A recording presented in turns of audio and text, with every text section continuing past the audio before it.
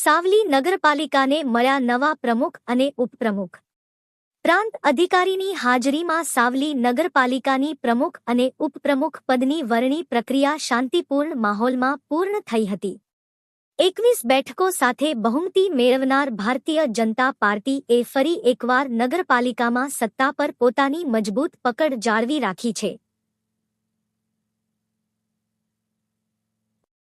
પ્રમુખ પદે મોનાલી શાહની સર્વસંમતિથી પસંદગી કરવામાં આવી હતી, જ્યારે ઉપપ્રમુખ પદની જવાબદારી ગીતાબેન સિસોદિયાને સોંપવામાં આવી છે.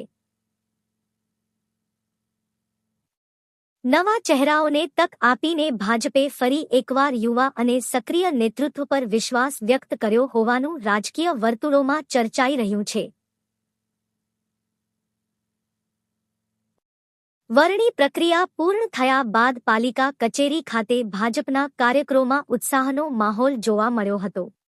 ઢોલનગારા સાથે નવા પ્રમુખ અને ઉપપ્રમુખનું સ્વાગત કરવામાં આવ્યું હતું તેમજ કાર્યકરોએ શુભેચ્છાઓ પાઠવી હતી. નવી ટીમ સામે શહેર વિકાસ, માર્ગ, ગટર, પાણી પુરવઠો તેમજ જનસુવિધાઓને વધુ સુદૃઢ બનાવવાના પડકારો રહેશે. સાથે જ સાવલીની રાજનીતિમાં નવા સમીકરણોની ચર્ચાએ પણ જોર પકડ્યું છે. One day Vadodara news. નમસ્કાર. પાર્ટીને ફરી પણ ભારતીય જનતા પાર્ટીનો વિજય થાય અને આગળ ભારતીય જનતા પાર્ટીનો વિકાસ સાવલી નગરની અંદર થતો રહે એ જ અમારી અભ્યર્થના રહેશે.